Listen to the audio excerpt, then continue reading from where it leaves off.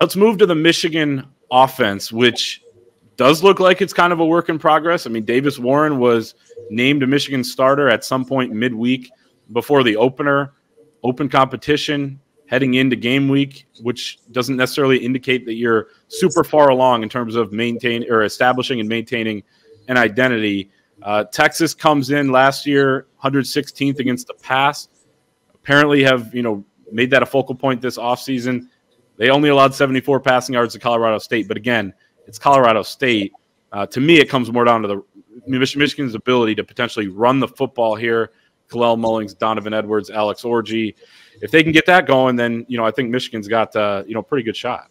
Yeah, and speaking to people close to the Texas program, they understand. They watch Michigan film, and they said they showed nothing.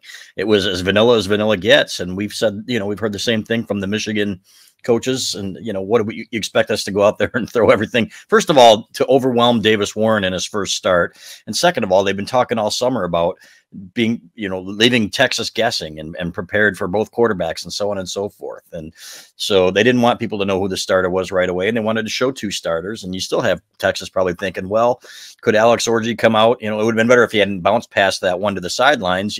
Could Alex Orji come out and throw the ball a little bit? So I think he can throw better than he's shown.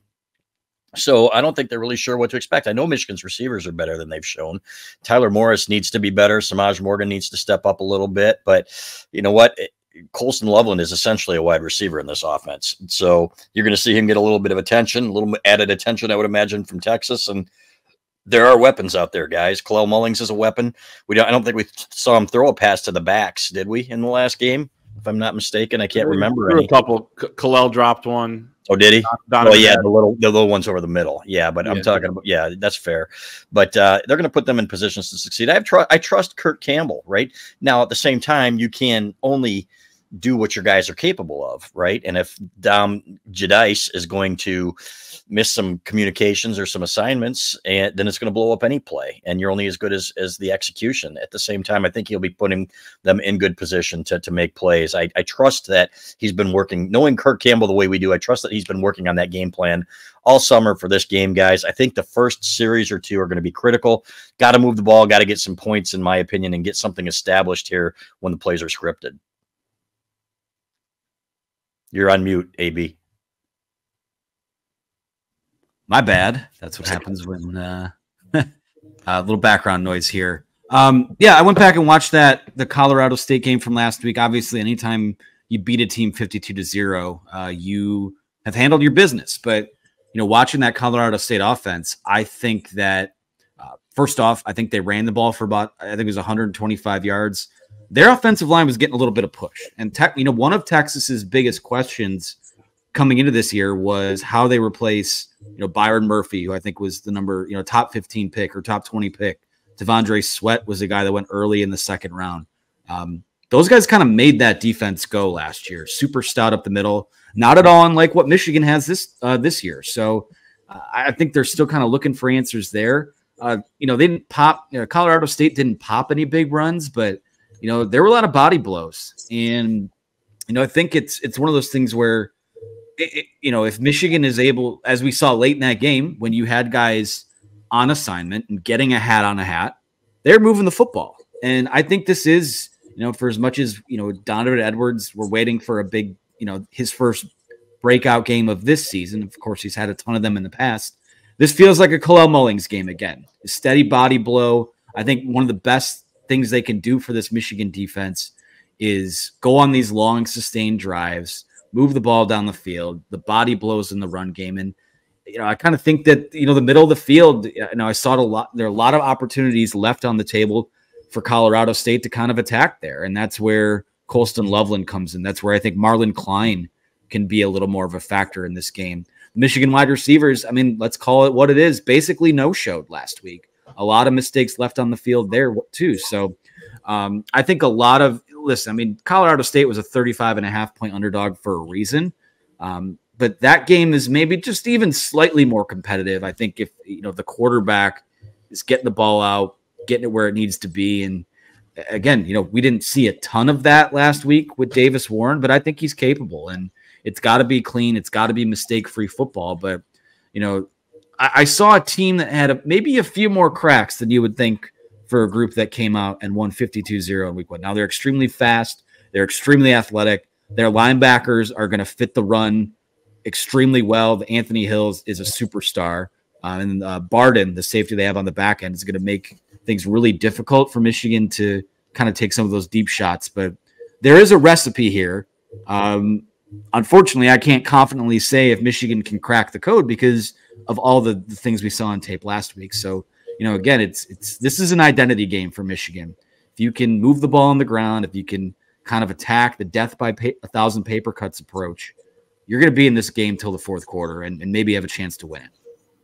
For as much as Michigan's going to try to, and really always does this style of football, protect their quarterback, make things a little bit easier on them, Davis Warren is going to have to turn the page from page 1 to page 2. He's going to have to make some plays himself in this offense against what is a pretty good Texas defense.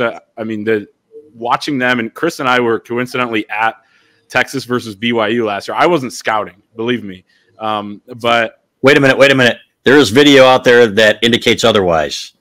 I did have my iPhone. I was filming. My arm got really tired. I was filming the entire game, but that was just for myself to rewatch it later. But no, it was on Michigan's bye week. It was a great time.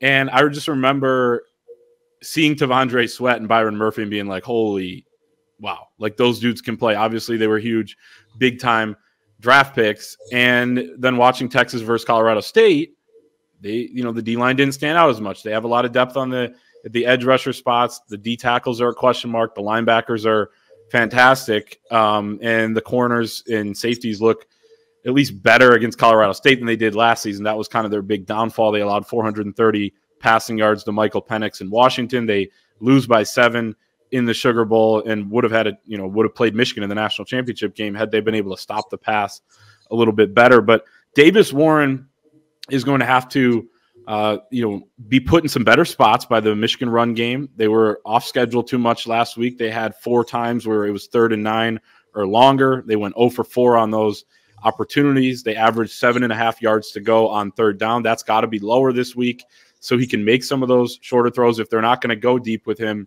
in this receiving core, I'm sure they'll take a couple shots. But if they want to keep it a little bit closer to the line of scrimmage, then you have to have the sticks a little bit closer to the line of scrimmage. And that's on the run game. But yeah, I think Kalel Mullings and Donovan Edwards could certainly do some damage, on the interior here in this game.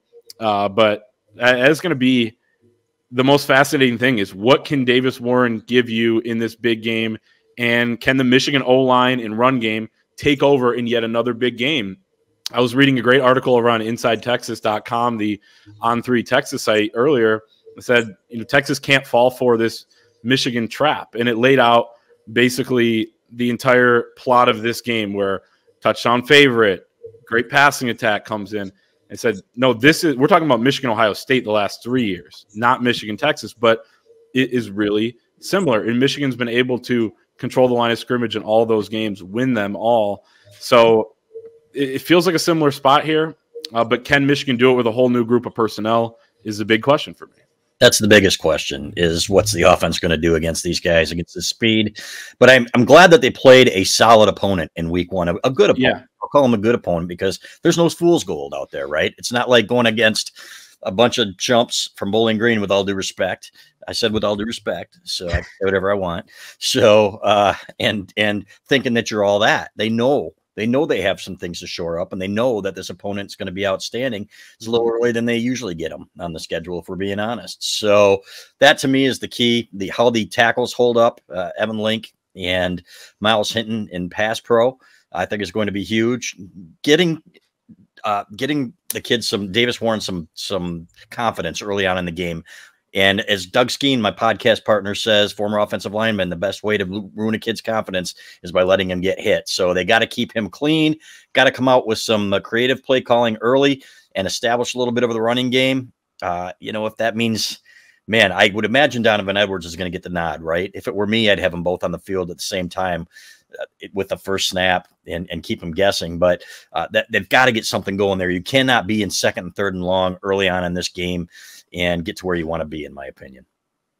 Oh, I totally agree. And it's like I said, it feels like a Khalil Mullings game, but they got to be a little more creative with Donovan Edwards. You want to get him the ball with green grass in front of him because he's made a lot of plays in games like this that kind of flip momentum. And it seems like every time you're ready to be out on him, then the Penn State game from last year happens. The Washington game from last year happens. So again, put your offense in good positions to make plays. I mean, it's almost, again, the game is on the offensive line and it's on the quarterback. But, again, if Kurt Campbell and Sharon Moore can kind of dial something up to kind of, again, maybe the pre-snap motions, you want to get those fast linebackers, even if you slow them up for just a second, you might open some space up for someone in the passing game. So, yeah, I mean, the chess match and the matchups everywhere are incredible in this game. A lot of intrigue. I love the juxtaposition of having,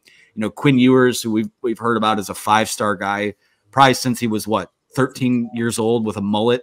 And now it's they got 2 5-star guys there with Arch Manning there too. And, Davis Warren, former walk-on. Obviously, we know his story at this point, just goes to work, earns the job. College football is weird. And I wouldn't be surprised if, the nation kind of is talking about Davis Warren after Saturday, hopefully in a good way. I really hope so. That kid deserves it. Could you imagine the list of people trying to get in touch with Davis Warren next week if he wins this game, and his media list? He'll have to really have a tight schedule. That would be absolutely incredible. I'm sure we'll see a lot of him as well on some of the pregame shows this weekend on Saturday, because everybody's going to be in town. ESPN's College Game Day, Fox Big Noon Kickoff, Barstool Sports College Football Show. So I'm sure they'll kind of roll out that story because it is an incredible one. For Michigan's sake, you hope that Davis Warren gets the job done.